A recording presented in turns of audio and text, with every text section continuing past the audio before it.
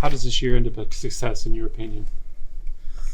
Man, I think us just focusing on, the little details and taking care of business every step of the way. I think, as we focus on, that 1 week approach, even one day, I think we know if we put this thing together the right way, we'll be right where we want to be. But, there's steps to take to get to that point, and we can't skip any steps. So I think a success to me is just focusing on that, staying together as a team, and enjoying the process of it. Because like I said, if we do that, the steps along the way will continue to stack up, and we'll be playing on that certain date that we want to play in.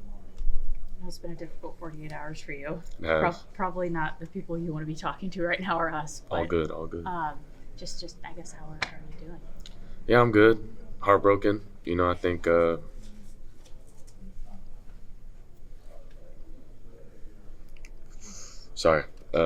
just go through life and you learn a lot. And like I said, it's just perspective. You just got to gain it and, trust, God's plan. I think I've always tried to live a life of hoping that I'd just be on that course, at least close to it.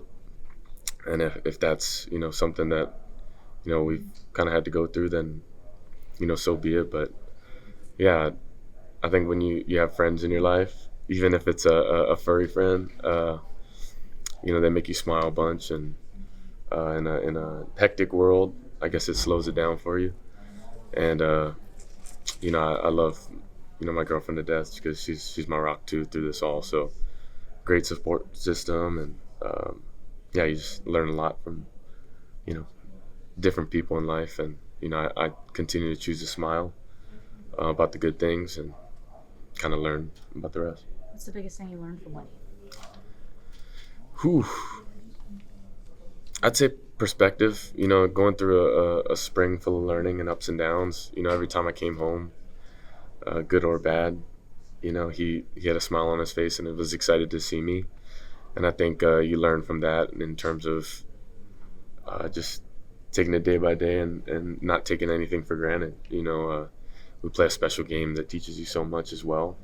And to have a friend that listens, probably when he might not want to, it makes you smile, and it can be a lonely world at times. I think, the sport we play, you kind of navigate a lot, with, all we go through, and having someone that just kind of understands you, it's powerful. So I recommend it, for everyone. And, if you don't love, with your full heart, then you're not living. So The expectations this year are completely through the roof at Oregon. Yep. How do you manage those expectations? This is why we play the game, I say it like this, I think at a certain point you dream of this silver platter, and you're always working to get there. And then once you have it in front of you, it's like the stage is set, and you have all eyes on you and get to showcase what you're all about. So to me, it's not managing expectations or letting the hype get around us. We have a lot of talented players on this team. That's why there's a lot of noise. But, at the end of the day, talking does nothing for you. And you're going to have to, strap up your chin strap and let it go and, fly. So I'm excited for that.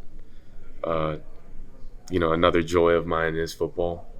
You can get away from a lot of things and just lock into little details and kind of have that, I guess, sense of control in process. And, I've fallen in love with, the routine, just obsessed with preparation. It's fun to me.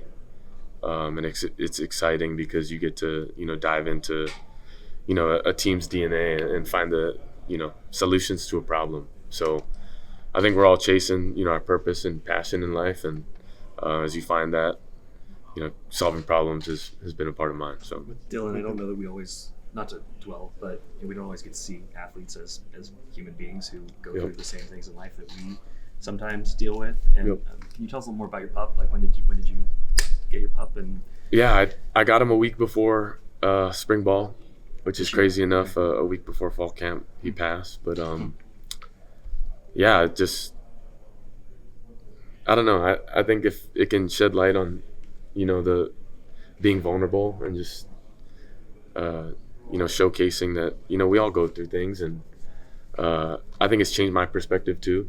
That just people who go through loss and grieve. I think they are shy and scared to love. So it makes me more on edge of spreading my arms and trying to bring people in and love them up as much as you can. Because like I said, this life, you want to love hard and enjoy every second. That's why there's emotion and passion and not only life but football. So I choose to still lead with my heart, and he's taught me that in a bunch of ways. But wild 48 hours to say the least. But you come back and you keep swinging. Go through a walkthrough, go through a run and a lift, and you just you continue to build motivation. So like I said, support system is everything, and a lot of people are loving and caring, and even your furry friends can be your best of friend. And I know a lot of people who have pets understand that. So yeah. Did you grow up with dogs? How did you name him? And had he learned any tricks yet? I did, yeah. He was shaking, sit, spin, lay down. He did not stay. Yeah, he was my cuddle buddy, so he slept in the bed with us. But also, I had a dog growing up named Maddie, but I didn't ever get a dog for a while after then because of, it's hard. But yeah, crazy. Terrence talked about how quickly you guys were able to build a relationship and a bond. What was it like being able to bring him out to Hawaii with you when you went back to your high school?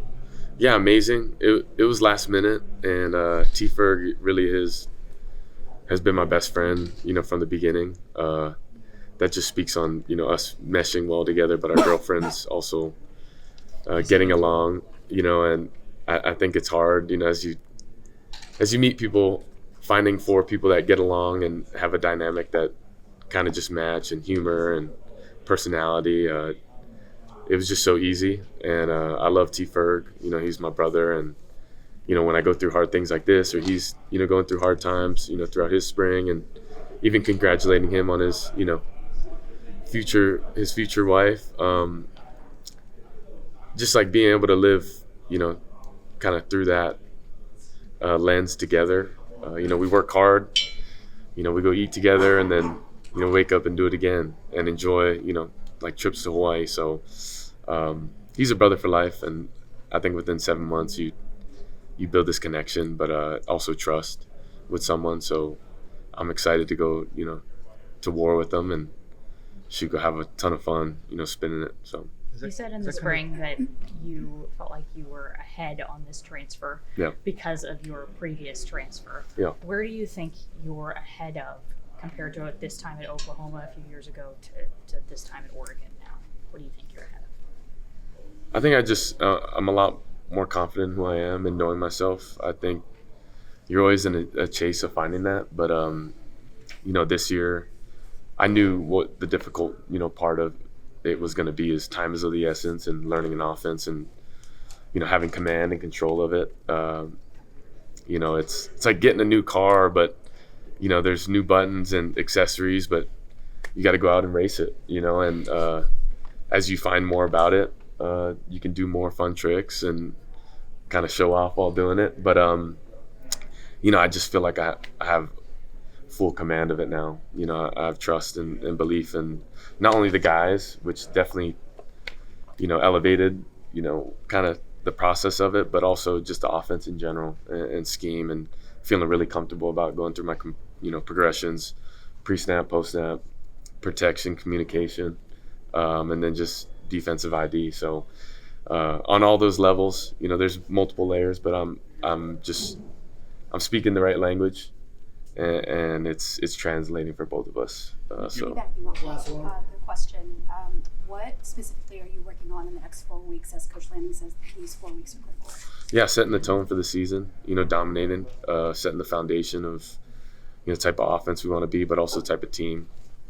I think you look at that as a unit, what you really want to be good at, but also just as a team, kind of setting that tone for everyone, how we want to practice. And fall camp, has its challenges, but continue to come out every single day and push one another to be better. So that'll be important these next 4 weeks. We got to have, a lot of intention behind everything we do, but I'm excited. Physically we're right where we need to be, and then mentally, you look at our walkthrough, today versus our first walkthrough pre-spring. It's, night and day different, and it may be cliche to say, but the way people are moving around, knowing what to do, communicating at a high level, that's all, part of the process of wanting to be, better as a group and a unit. So, fast forward 4 weeks, we want to be able to, be even better than we are now and go into week 1 extremely confident.